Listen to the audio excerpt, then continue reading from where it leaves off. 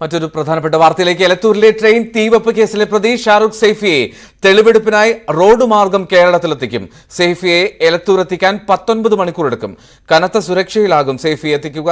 വിവരങ്ങളുമായി ഡാൻ കുര്യനാണ് ചേരുന്നത്. ഡാൻ, ഇത്ര ദൂരം റോഡ് മാർഗം എത്തിക്കുക എന്നുള്ളതാണ് ഏറ്റവും പ്രായോഗികമായിട്ടുള്ള മാർഗം.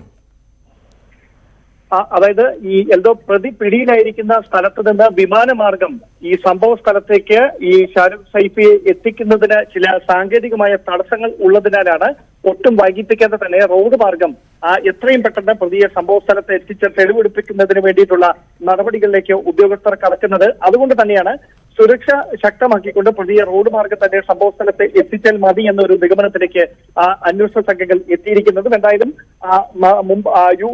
ATS-ന്റെ അതായത് ഭീകരവിരുദ്ധ സേനയുടെ കേരളത്തിൽ നിന്നുള്ള സേനാംഗങ്ങൾ, ഒപ്പം തന്നെ പ്രത്യേക സുരക്ഷാ സേനാംഗങ്ങൾ, കേന്ദ്ര ഏജൻസികളുടെ പ്രതിനിധികളൊക്കെ പ്രതിയെ അനുഗമിക്കും.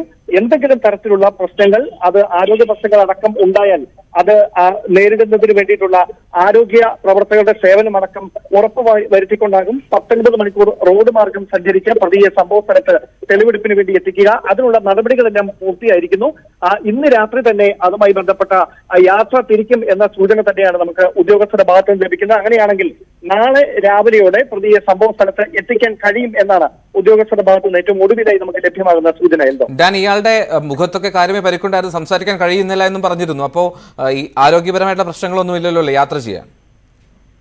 അതുകൊണ്ട് തന്നെയാണ് ഞാൻ പറഞ്ഞത്, അത്തരത്തിൽ എന്തെങ്കിലും തരത്തിലുള്ള ശാരീരിക ബുദ്ധിമുട്ടുകൾ ഉണ്ടായാൽ അതിനെ നേരിടുന്നതിന് വേണ്ടി അല്ലെങ്കിൽ വിദഗ്ധ ചികിത്സ ഉറപ്പുവരുത്തുന്നതിന് വേണ്ടിയിട്ടുള്ള ക്രമീകരണങ്ങളൊക്കെ ചെയ്തുകൊണ്ട് തന്നെയാകും. അല്ലെങ്കിൽ ആരോഗ്യ പരിശോധനയ്ക്ക് വിധേയമാക്കിയതിനു ശേഷം യാത്ര ചെയ്യുന്നതിന് ബുദ്ധിമുട്ട് ഇല്ല എന്ന് ഉറപ്പുവരുത്തിയ ശേഷം മാത്രമാകും പ്രതിയെയും ആയി അന്വേഷണ സംഘം കേരളത്തിലേക്ക് തിരിക്കുക. അതിനുള്ള നടപടികൾ തന്നെയാണ് പൂർത്തിയാക്കിയിരിക്കുന്നത്. വേണമെങ്കിൽ വൈദ്യസഹായം ഉറപ്പുവരുത്തുന്ന സംഘം ഇവർക്കൊപ്പം തന്നെ അവിടെ നിന്ന് ഈ സുരക്ഷാ സന്നാഹങ്ങൾക്കൊപ്പം സുരക്ഷാ സംഘത്തിനൊപ്പം പാലക്കാട് വരെ പ്രതിയെ അനുഗമിക്കുന്നതിനുള്ള സാധ്യതയുണ്ട്. അതുമായി ബന്ധപ്പെട്ട മറ്റ് നടപടികളെ കുറിച്ചൊന്നും വിശദമായ വിവരങ്ങൾ ഉദ്യോഗസ്ഥരുടെ ഭാഗത്ത് നമുക്ക് ലഭ്യമല്ല. പക്ഷേ നാളെ ഉച്ചയ്ക്ക് മുമ്പ് ഇയാളെ സംഭവ സ്ഥലത്ത് എത്തിച്ച് തെളിവെടുപ്പടക്കമുള്ള നടപടികൾ പൂർത്തിയാക്കുക എന്നൊരു ലക്ഷ്യത്തോടെയാണ് ഉദ്യോഗസ്ഥർ നീങ്ങുന്നത് എന്നാണ് നമുക്ക് പ്രാഥമികമായി അവരുടെ പക്കൽ നിന്ന് ലഭ്യമാകുന്ന സൂചനകൾ. എന്തോ ശരി, ഡാൻ കുര്യനാണ് വിശദാംശങ്ങൾ നൽകിയത്. പ്രതിയെ നാളെ കേരളത്തിലെത്തിക്കും.